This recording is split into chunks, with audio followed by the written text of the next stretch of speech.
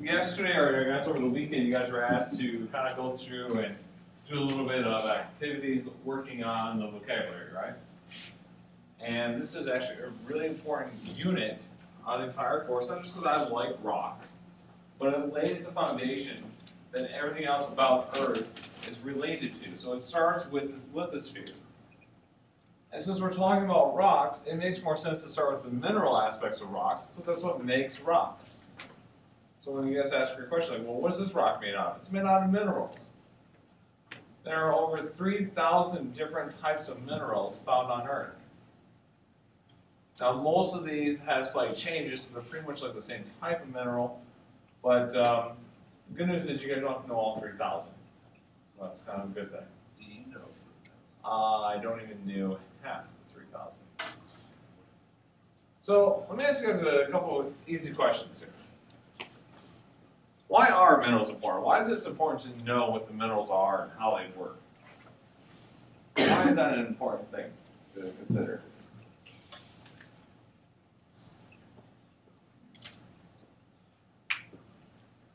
Okay. Seems like kind of a simple question.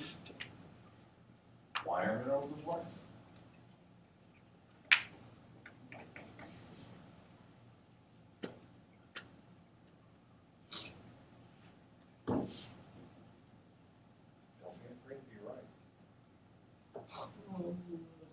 Savannah. Show us like things that happen. What do you Yeah, mean? like before. Oh, hey, look at that. That's a good one to write down. Let's write that down. So they provide insight to the past. It's really important. What are some other things? But Some of the stuff we have today we didn't have in the past. yeah, because it's what stuff is made out of. Stuff in quotations.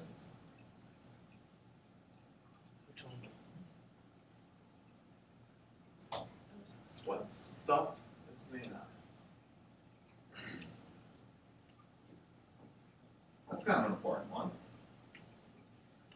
Provides an insight to the past. It's what the stuff is made out of. And by stuff, give me an example of a mineral that's used to make something.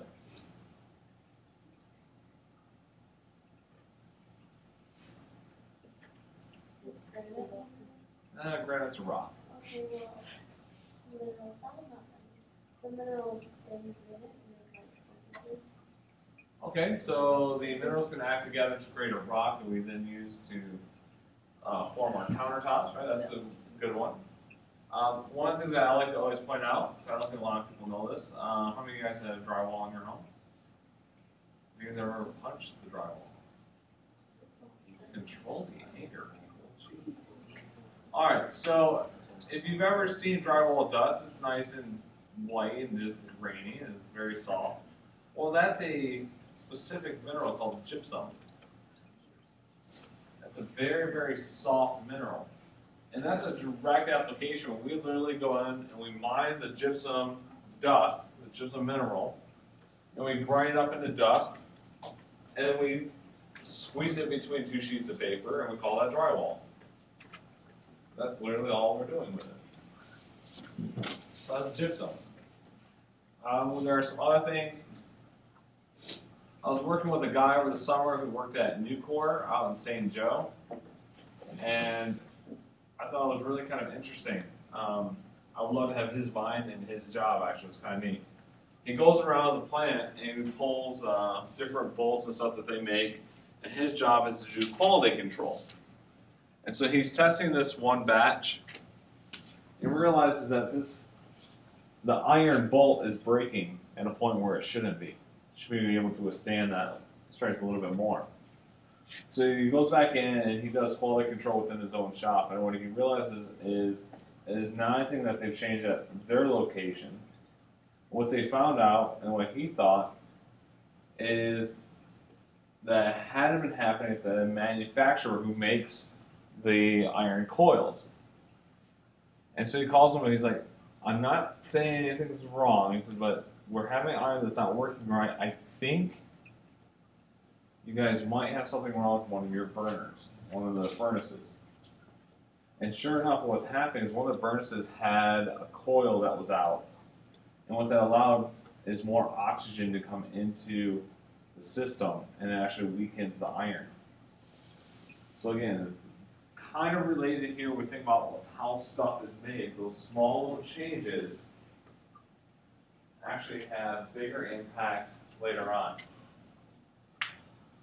When we think about the number of minerals, like we said, about 3,200. It's a lot. You don't need to know every single one. But there are some neat things to find out about that.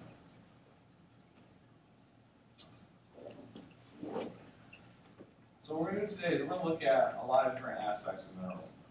Here's kind of a really big thing for you guys to know for this class. The 5 conditions are in order to be a mineral. 5 things. 5 characteristics. The first characteristic is very simple. You must be naturally occurring. Must be naturally occurring.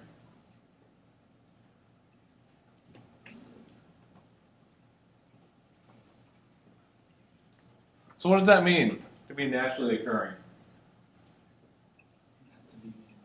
Not to be man-made, right? This cannot be lab-created.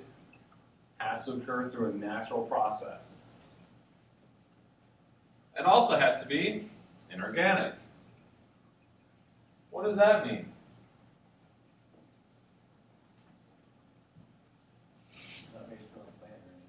Not made from plants or animals. Very good.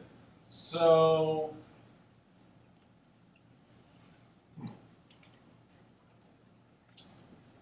are fossils minerals? The rocks, what are they? Minerals. No, Why not? they came from a plant or animal. Exactly, they came from living things. That's not it. Take the giant piece of black rock I have right here. So what is this? Looks like coal. Looks like coal. Is coal considered to be a mineral? No, made by fossil fuels. Yeah, it's made by fossil fuels. Actually, a bunch of biomatter condensed into a nice solid rock. Since it comes from living things, therefore, not a mineral. That has to be inorganic.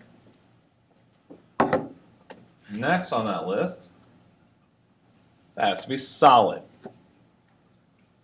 So let me ask you, let's take water. Right there, we'll water. Nope. Is water naturally occurring? Yeah.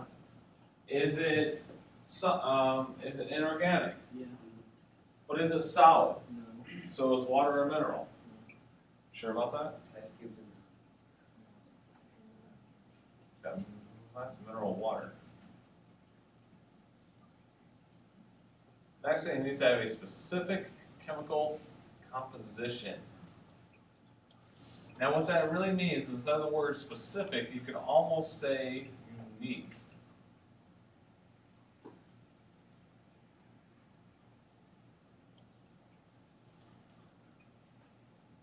It's a unique chemical composition, which means that it doesn't change.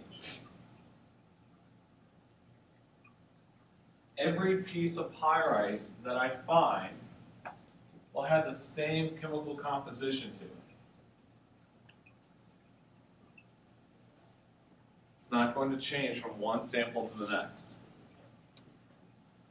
And then finally, it also needs to have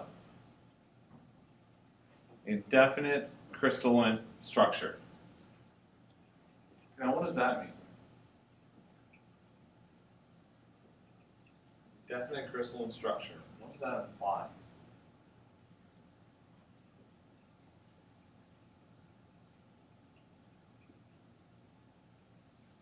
What do you think, Corey? Have to have like some form of crystal and structure. Okay. So when you think about crystal, what do you think?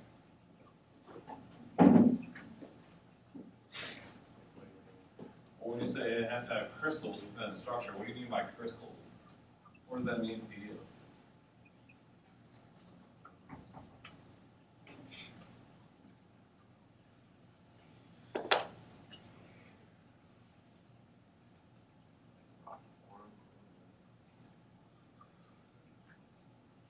I'd go with that. It's got to have some type of form to it. And there are lots of different forms that we have available for crystals.